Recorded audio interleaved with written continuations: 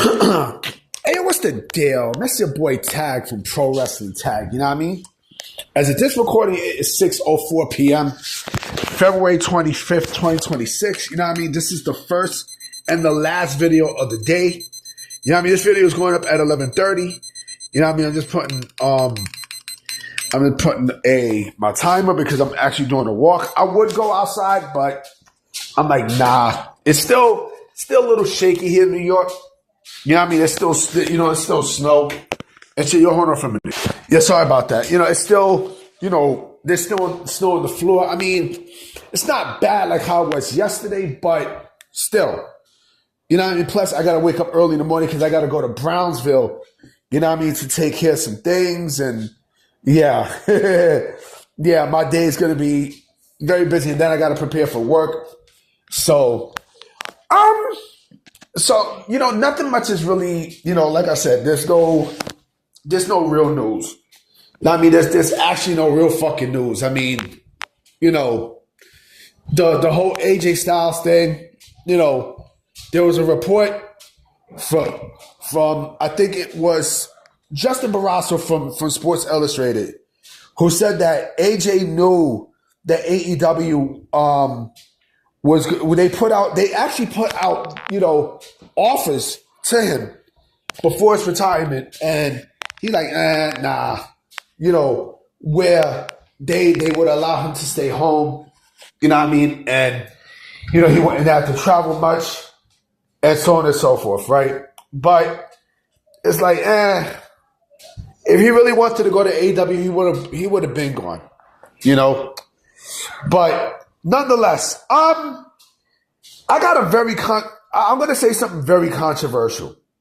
Very controversial. I'm pretty sure there's going to be people who's going to probably come at me with pitchforks and, and fucking,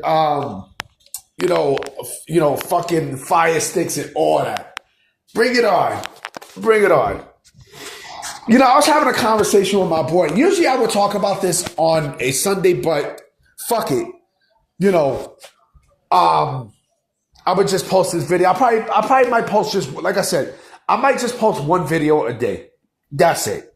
Just one video a day. Just to kill some time and, just to get off of, just melt some burnout. So I was having a conversation with my boy and we were talking about the Four Horsemen, the original Four Horsemen.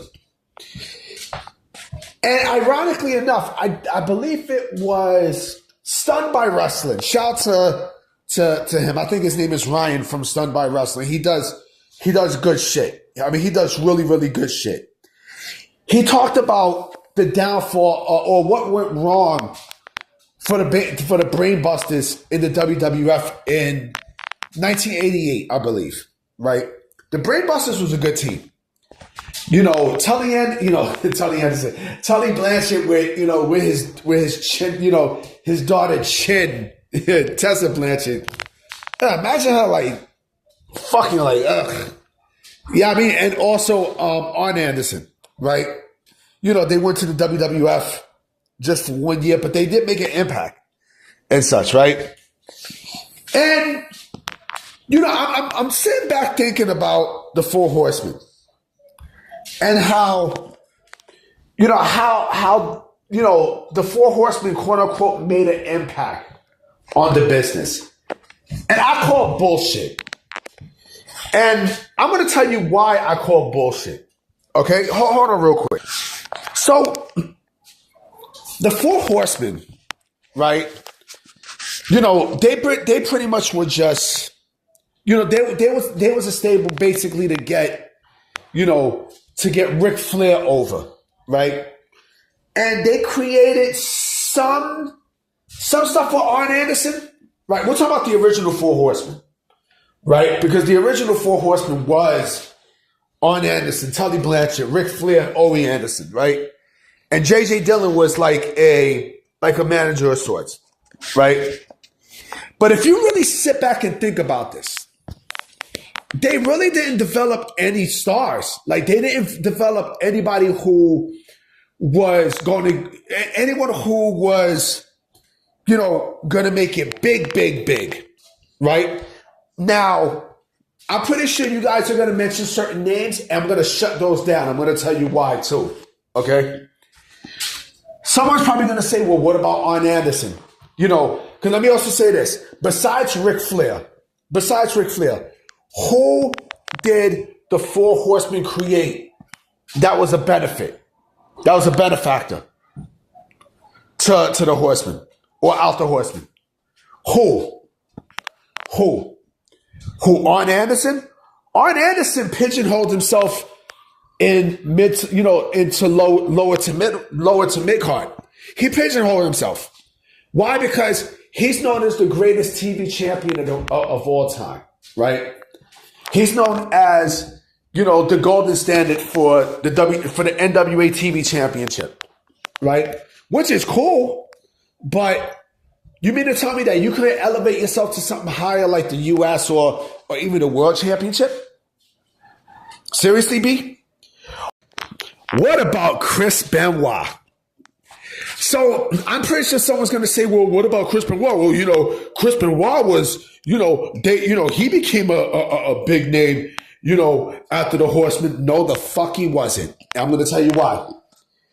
He was already a star in ECW, right? He was already a made star. Remember the triple threat, him, Malenko, and he was already established in Japan too, right? Yes, he did win. Yeah, he did win, solo belts after the Horseman breakup, right? He won. I think his first WCW solo championship was the TV championship and the United States championship, and then he won what I like to call the see you later, bitch World Heavyweight Championship from Sid. Again, that championship meant nothing. Not because he left the company. So basically, like him winning it basically meant nothing. It was, him winning the World Heavyweight Championship from Sid was WCW's way of saying, adios, bitch. You're never going to be a star anywhere else. There you go. He became a massive star in WWE. Key word, in WWE, another company. So you could cut him off the list. Okay? Come off the list. Barry Windham? What happened to Barry Windham? What happened to fucking Barry Windham? Yeah, he was the NWA World Heavyweight Champion, right? But look what he was relegated to. Look what the fuck Barry Windham was relegated to, okay? Yeah, Barry Windham was so much of a star, a breakout star in WCW that, when he went to the WWF, when he went to the World Wrestling Federation, right? He was the stalker. Remember the stalker? And then, him and Bradshaw made a tag team called the New Blackjacks, right? So basically, no. So you could cut him off. I'd say he was more of a hand than anybody else, right? And then look at the other names, right? And you tell me if any one of these guys became big stars after joining the Four Horsemen. Okay? Sting, Sid Vicious, Brian Pillman, right? Oh, don't even say Brian Pillman. Brian Pillman became a star on his fucking own. Steve McMichaels, right? Jeff Jarrett, Kurt Hennig, and Dean Malenko. These guys were already established stars, before joining the Horsemen. Way before. And how the fuck do I forget Paul Roma? A fucking jobber. They put in a jobber as as a member of the Four Horsemen. I'm sorry, but the Four Horsemen, hands down, was one of the most overrated stables in all professional wrestling history. I don't give a fuck what no one says. Yeah, the 80s, keyword, the 80s, right? But once the Brain Busters left, you know what I mean? Once Tully Blanchard couldn't come back to wrestling, after failing the drug test in the World Wrestling Federation, right?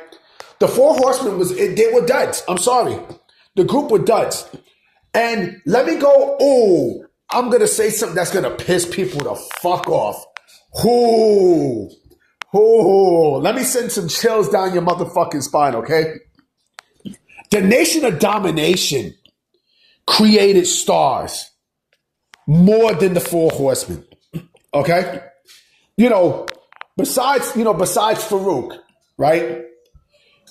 The Godfather, right?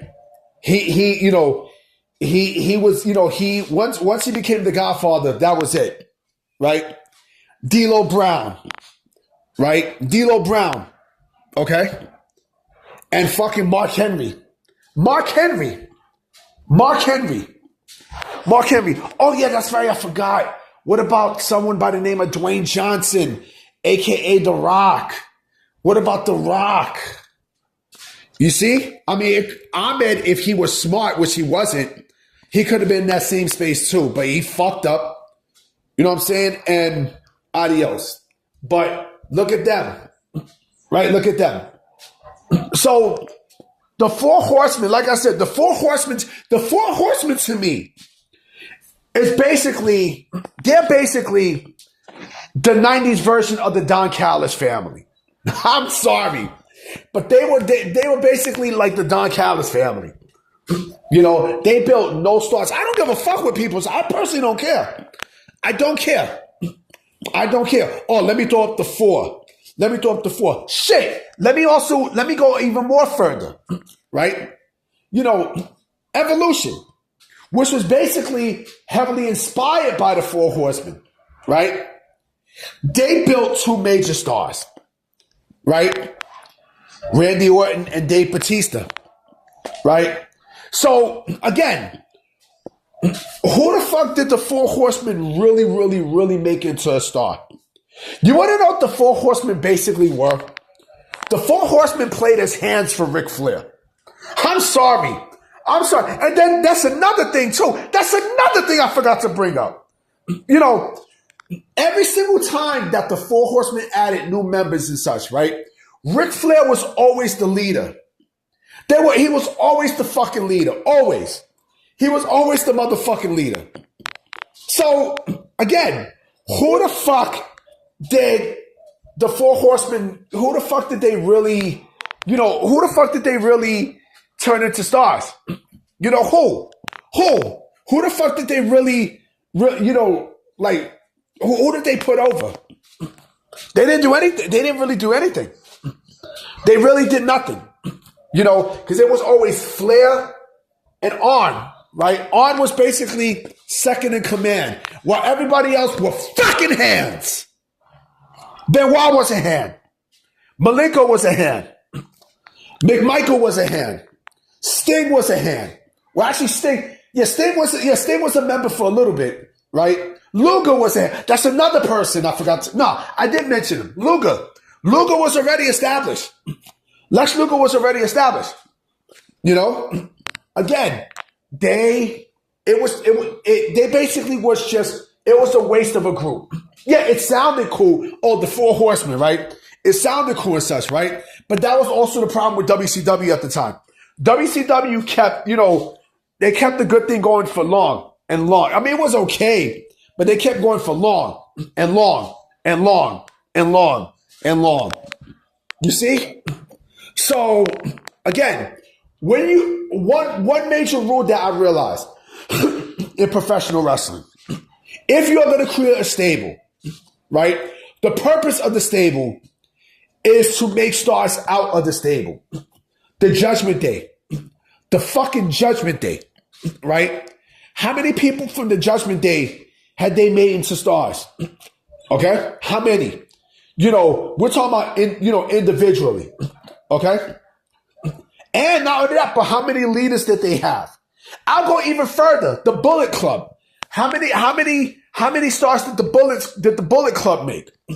Right? Talk about American stars. How many people did the Bullet Club make into stars? You see? You see where I'm going with this? So, I mean, look, the Four Horsemen, was it a good novelty act? Yeah, I guess you could say. But when you really sit back and think about it, when you really sit back, they were extremely overrated. They were overrated. I'm sorry. They were overrated. They were fucking overrated. And this is why, you know, I don't really have respect for the Horsemen. I don't. I really don't. And I think that's another reason why WWE really didn't want to, you know, do the Four Horsemen angle. That's why they did, you know, that's why they did Evolution. That's why they did Evolution. And if you notice, they also played it smart too because, you know, why would I want to add another member into Evolution? You know? Why? Who the fuck they was going to add? Maven? He was going to add Maven? You got fucking Maven? Come on. Get real, man. Get fucking real. Anyway, guys, I'm about to be out. You know what I mean? I'm about to go and take care of some stuff. And I'm going to definitely holler at y'all tomorrow. Hopefully there's some news. So I'm going to holler at y'all. Peace.